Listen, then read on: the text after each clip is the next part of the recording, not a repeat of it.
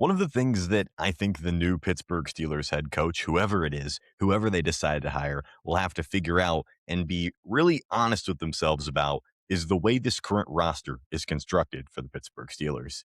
I mean, let's just take a look. We're going to go through each guy. We're going to look at some of the highest paid players on this team, and we're going to be real honest about where this roster is at the current moment and why I think this team next year, they should be tanking. They should be tanking for the 2027 draft class, which we'll talk about at the end of this video. But let's jump right into some of the highest paid players on this football team. Let's start it off hot. TJ Watt making $41 million a year. Guys, I'm going to say it a million more times. TJ Watt was third on this football team this year in sacks. He had 7 sacks this year. It was the worst statistical year of his NFL career since his rookie season. And I'm talking about the TJ Watt when he was on the field. We can't account for the lung injury. We can't account for anything that is completely out of his control. But when TJ Watt was on the field, he was simply not as productive as he was at any point in his career. A lot of things, what people talk about the most with TJ Watt, what's the big knock on him? His get off has been incredibly slow. So much of TJ Watt's game has been speed, has been timing the snap, that kind of stuff in his career. And it's worked incredibly well. There's nothing wrong with that kind of play style. But someone like TJ Watt going into his 30s, he's going to have to readjust his game. That's why I'd be excited if the Steelers go out and they get a young defensive mind to hire. I think that would make a whole lot of sense for the Steelers. And it gives TJ Watt the best chance to be a really, really good player and a really good edge rusher, even into his mid to late 30s. I think that makes a lot of sense for the Steelers. But you also have to be honest with the fact TJ Watt, he has said that he only wants to play for Mike Tomlin. It was a big talking point in his contract extension that he only wanted to play for Mike Tomlin. He said Tomlin was the only guy he could ever see himself playing for. So TJ Watt's going to have a decision to make. Do you want to play for the Pittsburgh Steelers without Mike Tomlin? And the Steelers are also going to have to make a decision. What can we do to accommodate TJ Watt? What can we do to accommodate ourselves and do what's best for both sides for the future? I'm not pushing any narratives. I'm not saying TJ Watt should get traded. I'm not saying he even will get traded. I'm just saying what TJ Watt said last offseason whenever he got extended was that Mike Tomlin is a big reason he wants to stay here forever. And I think that's something you're going to see with a lot of these guys is the question will be, do they want to stick around here without Mike Tomlin? And if you think that the Steelers will be able to attract the number of free agents that they usually will because they don't have Mike Tomlin, I think you're lying to yourself. I think it's a little bit of a different topic for a different time as far as how the free agency market will be affected for the Steelers by not having Mike Tomlin anymore. But a lot of these guys, they're going to have to ask themselves a question. Do you want to continue to play for this football team that seems to be entering a rebuilding phase? TJ Watt's going to be number one because he's making $41 million a year, and he certainly didn't produce like a $41 million a year player this year. 7 sacks is just not going to cut it for a $41 million a year. Point blank, period. Moving on, DK Metcalf, my favorite player to discuss, making about $33 million a year. He's stuck on this team. He's stuck on this football team. He's making over $30 million for the next several years until he's 32. So for the next 3 years, DK Metcalf is going to be on this football team making $30 million a year. That's why I'm excited at the prospect of maybe getting someone from the McVay tree, someone that, at least has the ability, even if it's not an offensive-minded head coach necessarily, someone who has the ability to bring in a good offensive mind, someone who has the ability to, scheme DK Metcalf open, get him in some great positions to win. And another thing the Steelers are going to have to do is get a legitimate wide receiver too, for the love of God. Support DK Metcalf a little bit. Get him in some more favorable positions to win. I'm not saying DK Metcalf is bad. I'm not saying that, I promise. But I'm on thin ice with DK Metcalf. I need to see it next year, and I need to see it very quickly to get some faith restored in this offense and restored in DK Metcalf in general. Moving on, Jalen Ramsey. Listen, guys, he's due $19 million next season. His current contract, he's making about $21 million a year, just over. Jalen Ramsey is, at best case scenario, a cut candidate for the Pittsburgh Steelers this year. I don't think he fits the timeline of the team. Jalen Ramsey, say what you want, I think he was a really good player as far as impact-wise for this defense.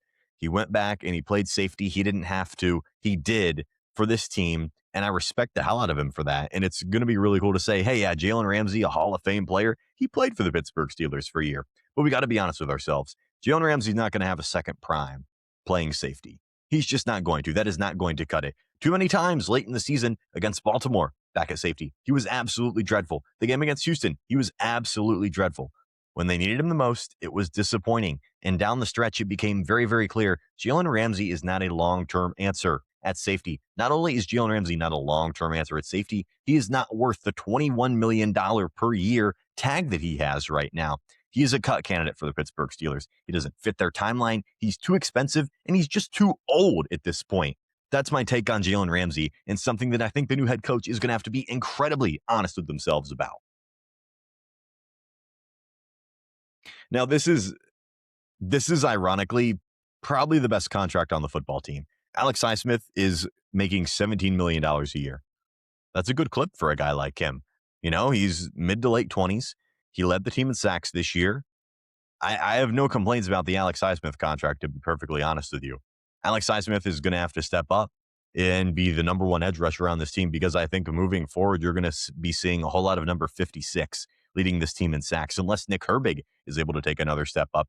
But whether or not he's on this team for the foreseeable future, Nick Herbig, that is still yet to be seen. He could be extended this year, but we'll learn really quickly about, do the Steelers prioritize Nick Herbig? Do they see him as a part of their future? We're going to learn very quickly what they think of Nick Herbig. But Alex Highsmith, I think, is here to stay for a while. And I think is $17 million a year. I'll take his production, and I'll take what he was able to give the Steelers this year. He was one of their better defensive players overall, and I have no complaints about where he is. I think he's going to stay, and I think the head coach is going to like that as well. Cam Heyward, to me, is somebody that could die on this roster. He could play for this team until he decides to retire, and I'd have no complaints with that. His current average is about $14.5 million a year. For a guy that's producing as highly as he is, late in his 30s, is one, unprecedented. It's unbelievable what he's been able to do the past couple of seasons, especially at his age, especially because he's had to shoulder such a big workload and such an important part of the Steelers defense. But Cam Heyward is well worth $14.5 million a year. He should probably be making more, to be perfect. If I was injected with truth serum, yeah, Cam Heyward should probably be making more money. I don't care how old he is. It doesn't matter to me. If he's going to continue to produce like this, he's someone that anybody should want on their football team. And I think he's another one that a question is going to come up. Does he want to play for anybody but Mike Tomlin on the Pittsburgh Steelers? Again, not saying that he's going to get traded, not saying he's going to get cut. I don't think either of those things are realistic. But I do think that Cam Heyward, there's a chance he might say, hey, I've had a great career, but I think I'm going to go out with my guy Mike Tomlin. I do think that's still very real and very distinct possibility and something to move on. But I do think that Cam Heyward could continue to play for this team for a long, long time. And I don't think I would be upset. I don't think you would be upset. I don't think anybody would be upset with that at all, to be perfectly honest with you. Listen, the Patrick Queen deal is abysmal. Patrick Queen, it's a failure. The new head coach should look at that and be like, man, that was a bad contract. Yeah, we should get out of that. Omar Khan should be willing to get out of that for anything he can. If you have to trade him, good. If you have to cut him, fine. It doesn't matter to me. I'm not interested in seeing Patrick Queen play for this football team next year. I'll be completely honest with you. It's just not been there. It's not been good. I think he has more responsibility than he ever had in Baltimore here, because he has to wear the green dot. He's been the green dot for the Steelers the last 2 years. Maybe some of that has affected his play, but I'll just be perfectly honest with you guys. I don't think he's super physical. He's not great in coverage. He's not a great run stopper. I'm not sure what Patrick Queen does well for this football team right now. I'm not sure what he does for their future. I'm not sure what he does whatsoever. The one thing he has going for him is that the Steelers linebacker room is pretty thin. It's him, it's Peyton Wilson, it's Malik Harrison. It's just not a good room overall. Something that the Steelers are definitely going to have to address and rebuild. It's a really good draft class for linebackers overall, which is something that I think they should target pretty early, although there are a lot of holes on this team. And maybe they view Patrick Queen as, yeah, he's making probably way more money than he should, but linebacker is probably pretty low on our totem pole as far as building and moving forward. Patrick Queen, he's probably going to be on this team next year, but that doesn't mean I'm going to be super happy about it. I'll just be completely honest with you. So those are the 6 Steelers that are making the most amount of money on a per year basis. And how many of them are really good? How many of them are worth the money that they are currently making? Not TJ Watt probably at this point. Certainly not DK Metcalf. Not Jalen Ramsey. Alex Highsmith, yeah, he's probably about fair. Cam Heyward, yeah, I think that's about fair as well. Patrick Queen, not worth it. So What does it mean when 4 of your 6 highest paid players are incredibly overpaid and they're just underperforming right now? Could mean a couple of things. Poor coaching. I think it's fair to say that over the last couple of years, the Steelers have been poorly coached on the defensive side of the ball, on the offensive side of the ball, head coach wise. The Steelers have not been a team that I can look at and say, yes, they're a very well coached football team. I mean, let's get real with ourselves, guys. They just aren't, and they won't be. They haven't been. I say they won't be. I'm hopeful that they will be with whoever they hire. But what does it mean? It could mean bad coaching. It could also mean that you need to move off of some guys. It could mean that you need to enter a full and complete rebuild. I think the state of this current roster for the Steelers is pretty bleak. I think things were looking as bleak as they have been after that Texans wildcard thromping ever in my lifetime that I can remember. That's not an exaggeration either. The new head coach needs to be perfectly honest with themselves and say, this team needs to enter a full rebuild. No matter what next year, I think the Pittsburgh Steelers should tank. I know that Art Rooney said in his press conference last Tuesday that if they can compete year one, they're going to compete. But I couldn't disagree more with him, to be perfectly honest with you. We need to get real about this roster, guys. Your highest paid players aren't producing. What does that mean? Either you're not well coached or you just need to suck it up and tank for a year. This roster desperately needs that. They desperately need a year where they use that draft capital on a lot of young playmakers in particular. They have no young playmakers on offense.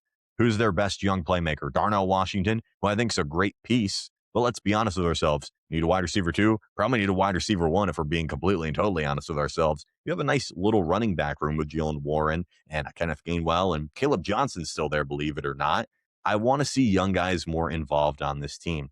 And I wouldn't be upset if that takes the Steelers a year, if they take a year to utilize some young guys, develop some guys, get that new coaching staff ready, get them ready for when they are ready to compete and when they have the pieces, because I think a couple of teams have proved this year that you're never that far away as long as you have the quarterback, as long as you have the guy.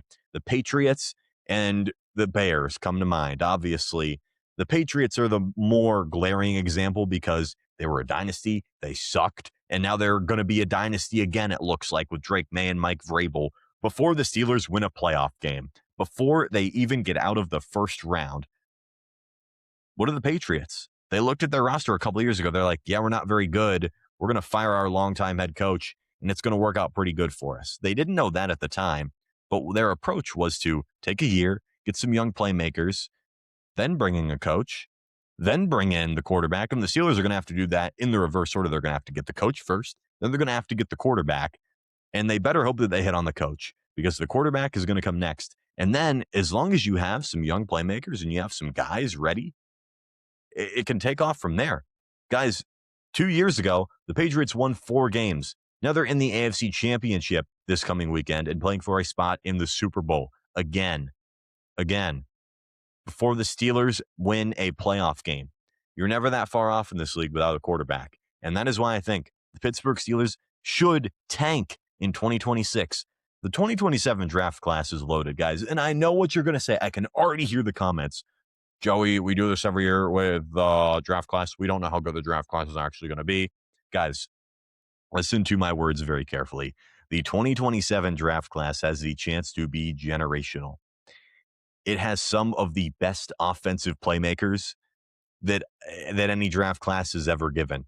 I mean, the top 2 picks, I can tell you right now, they're going to be Arch Manning and Jeremiah Smith in some order, one way or another. If the Steelers have one of the top 2 picks in the draft, first of all, we're going to have to lose quite a bit. But to get one of those guys, those are franchise-changing talents that you're going to be able to acquire.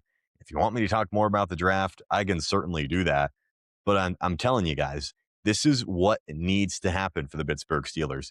Their roster is not in good shape. They need to tank for a year. They need to get a quarterback or a young playmaker, a superstar young player in someone like Jeremiah Smith, or a really good quarterback in someone like Arch Manning. Can you believe if I told you 5 years ago that we'd have a Shula at head coach and a Manning throwing the football for this Steelers team, you'd have called me a madman. But let me tell you what, that could very soon be reality, guys. It really, really could, as long as they're honest with themselves, because I'm honest with them. I hope they're listening to this video and they say, yeah, this Joey guy's right. Let's tank for a year. Let's bring him in. Let's let him make some of the decisions. Anyways, guys, I really hope you enjoyed. Let me know what you guys think. Should the Steelers consider tanking in 2026 for the 2027 draft class, which looks to be really, really good?